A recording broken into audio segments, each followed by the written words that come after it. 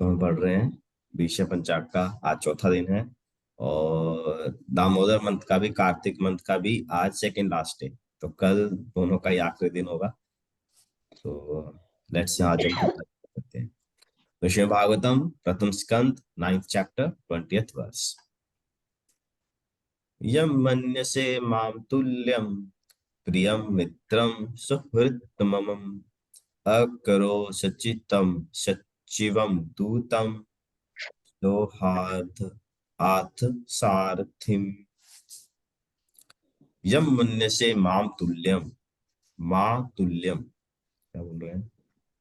O king, that personality whom out of ignorance only you thought to be your material cousin, you are your very dear friend, well-wisher, counselor, messenger, benefactor, etc. is that very personality of Godhead, Shri Krishna. तो Vishnudeo sorry, हाँ, भीष्म पितामह किनो कह रहे हैं? Yudhishthir. O king, जिन्हों तू आपदा material cousin, ਜਿਹਨੂੰ ਤੂੰ ਆਪਦਾ ਭਰਾ ਸਮਝਦਾ ਹੈ, ਤੁਹਾਡਾ ਸਭ ਤੋਂ ਪਿਆਰਾ ਮਿੱਤਰ। ਕੀ ਨਾਮ ਦਿੱਤਾ ਹੈ? ਸਭ ਤੋਂ ਡੀਅਰ ਫਰੈਂਡ, ਸਭ ਤੋਂ ਸੱਚਾ ਮਿੱਤਰ, well wisher, counsellor, messenger, benefactor etcetera. वो क्या है? वो भगवान स्वयं है। तो सोच सोच के देखो कि पांडवा दा की सौभाग्य होएगा कि ਭਗਵਾਨ ਸਵयं ਉਹਨਾਂ ਦੇ ਨਾਲ, ਉਹਨਾਂ ਦੇ ਭਰਾ ਬਣ ਕੇ जीवन जी रहे हैं। एक्चुअली श्री कृष्ण जो है, उनका जो स्वभाव है वो इतना कोमल है, इतना सरल है कि वो इन पांडवों को अपना भाई ही मानते थे। अरे कि ये मेरी कौन है? ये तो मेरी बुआ के लड़के। और युधिष्ठिर को तो अपना राजा मानते थे, बड़ा भाई मानते थे। युधिष्ठिर के पांव छूते थे ये भगवान श्री कृष्ण। युधिष्ठिर के पांव छूते थे और उनसे, और युधिष्ठिर महाराज उन्हें आशीर्वाद भी देते थे। भीम को गले लगाते थे, अर्जुन को गले लगाते थे, नकुल सहदेव को आशीर्वाद देते थे, उनसे बड़े थे। तो वो उनको अपना भाई ही समझते थे, उन्हें अपने जैसा ही समझते थे। ऐसा भाव नहीं रखते थे, ऐसा नहीं भाव था अरे मैं तो भगवान हूँ, ये तो मेरे चेले हैं। नहीं, भगवान वास्तव में अपने आप को उनका सेवक मानते थे। जब भगवान अर्जुन के सारथी बने, है ना? देखिए आज कौन किसका ड्राइवर बनना चाहता है? कोई किसका बनना चाहता है? भारत में तो आप देखेंगे हर एक अमीर व्यक्ति, बड़ा व्यक्ति, जो धनी व्यक्ति होते हैं वो ड्राइवर होते हैं, है ना? पर विदेशों में ऐसा नहीं। विदेशों में लोग अपना गाड़ी स्वयं ही चलाते हैं। पर ड्राइवर बन के भी ऐसा नहीं है, भगवान अर्जुन के सारथी बने, ड्राइवर बने तो ऐसा नहीं है कि भगवान बस घोड़ा गाड़ी तैयार है, भगवान बस चल के ड्राइविंग कर रहे हैं। नहीं, भगवान घोड़ों का टेक केयर कर रहे हैं, घोड़ों को चारा खिला रहे हैं, घोड़ों को तीर वगैरह लगा है तो उसकी उनको मरहम पट्टी भी कर रहे हैं, रेस्ट करा रहे हैं। अर्जुन ये सब नहीं देखते थे। अर्जुन बस चढ़ते थे और उतरते थे, अपना युद्ध करते थे और उतरते थे, है ना? साफ सफाई करनी है, कोई टायर वगैरह टूट गया है तो वो ठीक करना है, तो ये सब सब भगवान कृष्ण पूरा टेक केयर करते थे रथ का। बिल्कुल पूरा सारथी की भूमिका निभाते थे। और ये करने में भगवान कोई ऐसा नहीं कि हाँ जो मैं दिखा, जैसे आजकल कुछ बड़े लोग होते हैं ना, थोड़ा सा आगे आके झाड़ू मार के सड़क पे, या फिर थोड़ा सा गरीब बच्चों को खाना खिला के दिखाना, पब्लिसिटी लेना चाहते हैं कि देखो हम कुछ करते हैं। भगवान को पर भगवान ये सोच के नहीं कर रहे हैं, भगवान को आनंद आता है करने, अपने भक्त की सेवा करने में भगवान को आनंद आता है। और अर्जुन ये सोच के नहीं कर रहे हैं कि अरे हाँ देखो, ये तो मैं इतना महान भक्त हूँ कि भगवान मेरे अधिक है। ये सोच के अर्जुन नहीं कर, अर्जुन ये सोच कर रहे कि ये करने से भगवान को आनंद मिले, ये करने से भगवान को आनंद मिलेगा, इसलिए अर्जुन कर। तो भगवान सारथी रूप में बैठे हैं, अर्जुन आते तो भगवान रथ से उतरते हैं, अर्जुन को रथ पे चढ़ाते हैं, फिर रथ पर बैठते हैं, जस्ट लाइक ए ड्राइवर, है ना? जब मालिक आता है तो ड्राइवर क्या करता है, अपनी सीट से बाहर निकलता है, गेट खोलता है, मालिक बैठता है, फिर वो गेट बंद करता है, फिर गाड़ी चलाता है। तो भगवान ऐसे ही।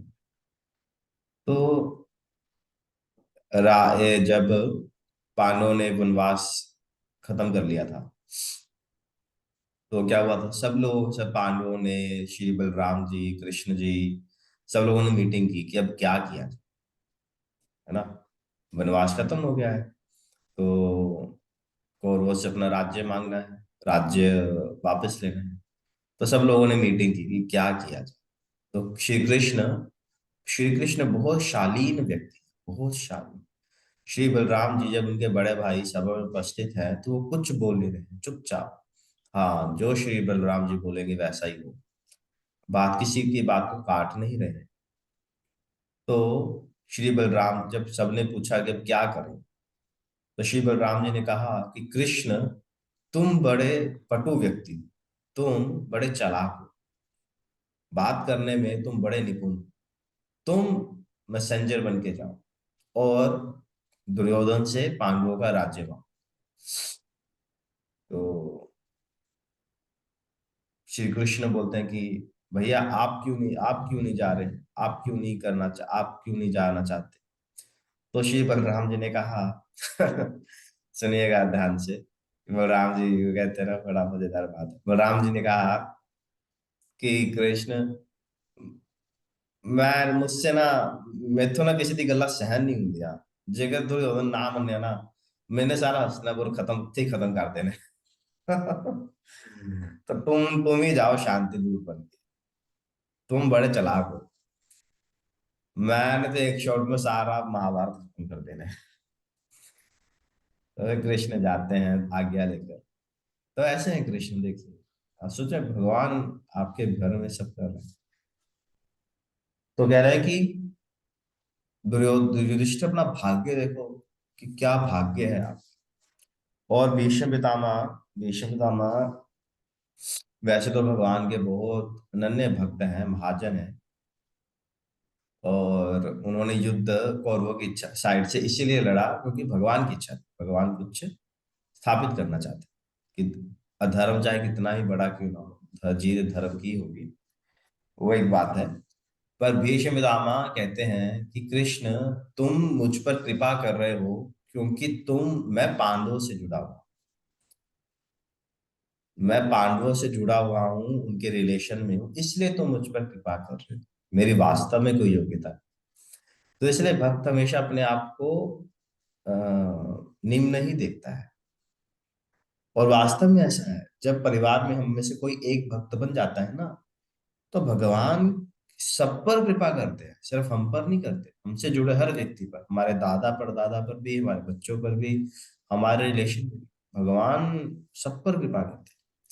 और भागवतम में क्या कहते हैं, श्री नरसिंह देव प्रहलाद महाराज के में कहते हैं कि जो व्यक्ति भक्त बनता है उसकी 21 पीढ़ियों को भगवान तार देते हैं, डिलीवर कर देते हैं, 21 पीढ़ियों। तो ऐसे इतना भगवान का दिल करुणा और प्रेम से भरा है। और जो भीष्म पितामह तीर मारते हैं ना भगवान युद्ध में, तो उसमें भी कृष्ण को बहुत आनंद आता है, बहुत आनंद आता है। यो आनंद कृष्ण को गोपियों की गालियां सुन के आता है, यशोदा मैया की डांट सुन के आता है। वही आनंद कृष्ण को भीष्म पितामह के तीर बाण खा के आता है, क्योंकि भगवान इसमें क्या है, वीर रस, वीर रस, भगवान को वीर रस का आस्वादन करना था, इसलिए इस प्रकार से। तो यार कि युधिष्ठिर, तुम अपना सौभाग्य देखो कि क्या सौभाग्य है तुम्हारा।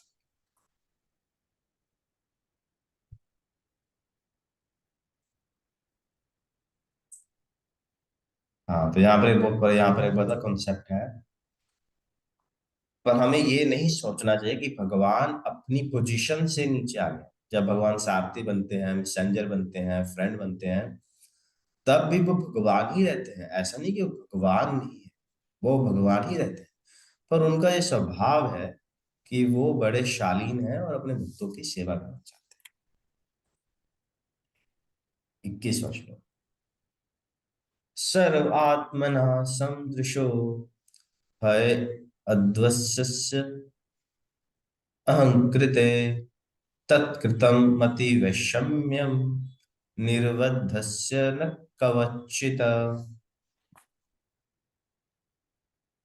Being the absolute personality of Godhead, he is present in everyone's heart. He is equally kind to everyone and he is free from the false ego of differentiation. Therefore, whatever he does is free from material ambiguity. He is equibalanced. तो क्या कह रहे हैं कि जो भगवान है वो सबके हृदय में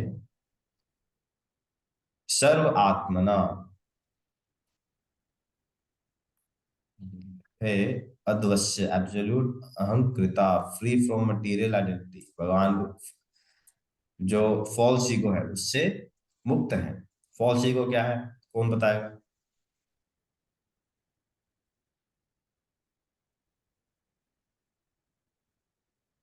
बताइए, फॉल्स ईगो क्या होती है?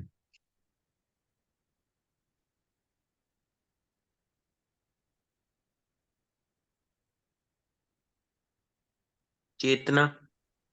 नहीं.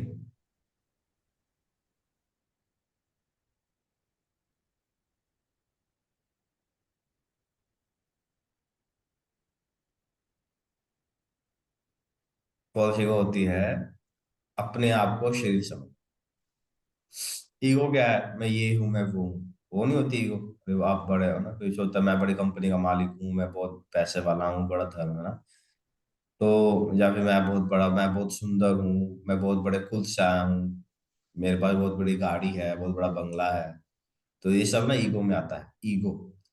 तो ये क्या है? बॉडीली आइडेंटिफिकेशन है ना. हम अपने आप को इस शरीर से आइडेंटिफाई कर रहे हैं. तो होती है फॉल्स ईगो, अपने आप को देह से, शरीर से आइडेंटिफाई कर, होती है फॉल्स ईगो. और रियल ईगो क्या है?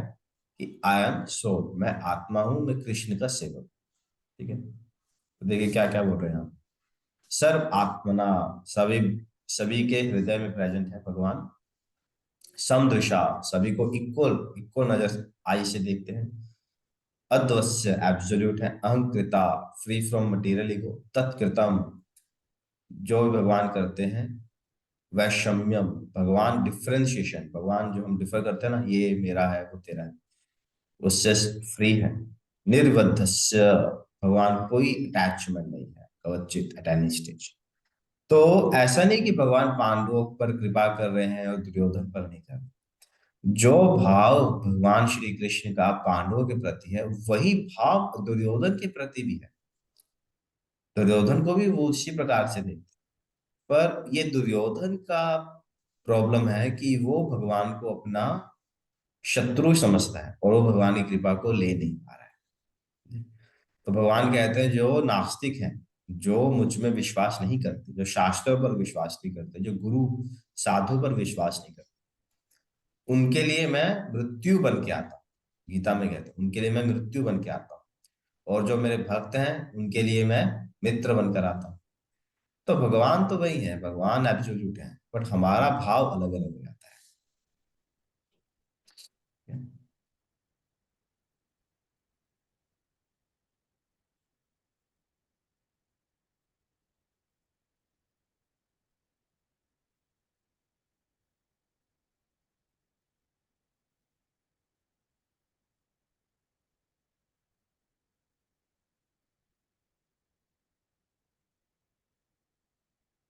एक सेकेंड ना, हमने कौन सा पढ़ लिया अभी?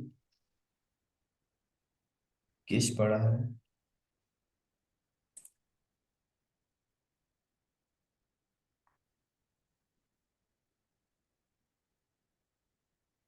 20, 19 ना, 19.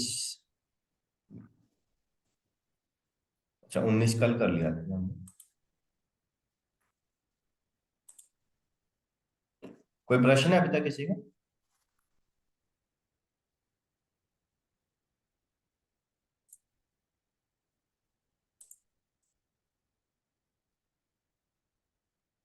ओके. श्लोक संख्या 22.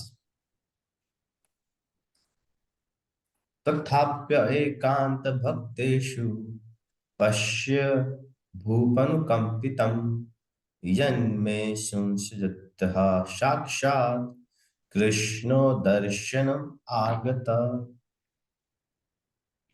yet despite his being equally kind to everyone, he has graciously come before me while I am ending my life. I am his unflinching servitor. तो भगवान जो है बहुत ही कृपापूर्ण मेरे सामने आया जब मैं अपने शरीर का त्याग करने वाला, तो ये उनका, क्योंकि मैं उनका सेवक हूँ।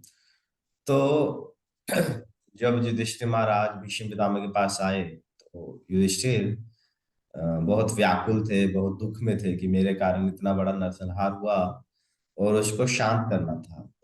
तो जब वो सब कृष्ण और पांडव और अन्य समस्त गण भीष्म पितामह के पास आए, तो ऐसे नहीं सिर्फ पांडव थे, बहुत पूरा संसार था वहां पे, हर सभी बड़े देव ऋषिगण और लोग सब बैठे थे। तो भीष्म पितामह कहते हैं कि हे युधिष्ठिर, कि कृष्ण अब मैं शरीर छोड़ना चाहता हूँ, क्योंकि कृष्ण तो सबके मन में है, सबकी बात जानते हैं। तो कृष्ण समझ गए कि अब ये भीष्म पितामह अपना शरीर छोड़ना चाहते हैं, तो वो युधिष्ठिर को बोलते हैं कि राजन, आप जाइए और अपने प्रश्न पूछ लीजिए, उनके पास ज्यादा समय नहीं है। तो युधिष्ठिर महाराज जाते हैं और भीष्म पितामह से कहते हैं कि हे पितामह, मुझे बहुत कुछ सीखना है आपसे, आप अभी मत जाइए। तो भीष्म पितामह कहते हैं कि युधिष्ठिर, मुझे इस शरीर में बहुत दर्द, क्योंकि कहाँ है वो, बाणों की छैया पर लेटे हुए हैं। तो कह रहे मुझे अब इस शरीर में बहुत दर्द हो रहा है, मैं इतना दर्द हो रहा है कि मैं कुछ बोल नहीं पाऊंगा। तो जैसे ही वो कहते हैं, तो कृष्ण कहते हैं कि आप चिंता मत कीजिए, अभी आपको कोई दर्द नहीं है। कृष्ण के देखने मात्र से ही भीष्म पितामह के पूरे शरीर का सारा दर्द तुरंत चला जाता है। सिर्फ देखने मात्र से उनका सारा दर्द जो है चला जाता है। तो बताइए, ऐसा ऐसे कोई डॉक्टर है संसार में सिर्फ देखने मात्र से ही रोग का निवारण करते हैं? तो फिर भीष्म पितामह उससे युधिष्ठिर के प्रश्न को उत्तर देते हैं, और वो इतना बड़ा प्रश्न, इतना बड़ा प्रवचन हुआ इतिहास का, इससे बड़ा प्रवचन कभी नहीं हुआ।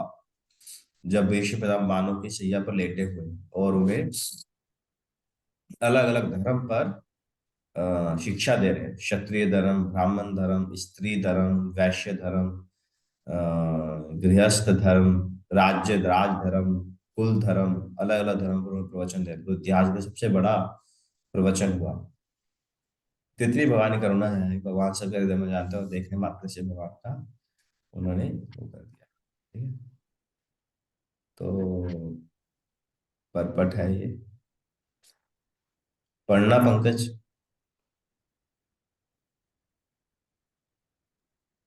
The Supreme Lord, absolute personality of Godhead Shri Krishna, although equal to everyone, is still more entitled to his unflinching devotee who is completely surrendered, and now no one else is as his protector and master, having unflinching faith in Supreme Lord as one protector, friend, and master is the natural condition of eternal life.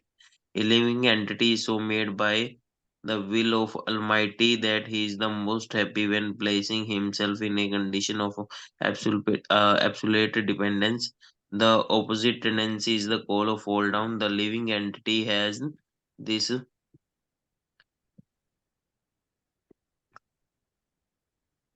किधर गया bro जी? Tendency of fall down by the dint of misidentifying himself as fully independent to the Lord. It over the material where the root cause of all the trouble is there. In false egoism, one must draw towards the Lord in all circumstances. The appearance of Lord Krishna at the deathbed of Bhishma is due to his being an unflinching devotee of the Lord.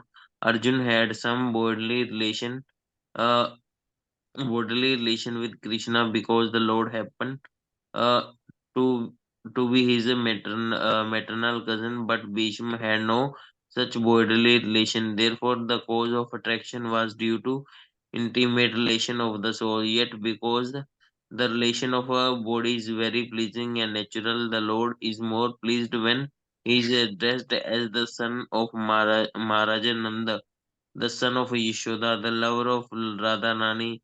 The affinity of the bodily relation with the Lord is another feature of reciprocating loving service with the Lord. Bisham is conscious of this sweetness of transcendental humor, and therefore he likes to address the Lord as the Vijay Sakha, Parth Sakhe, etc. Exactly like Nanda Nandana or Yashoda Nandana, the best way to establish our relation in transcendental sweetness is to approach him through his recognized devotee. One should not try to establish the relation directly.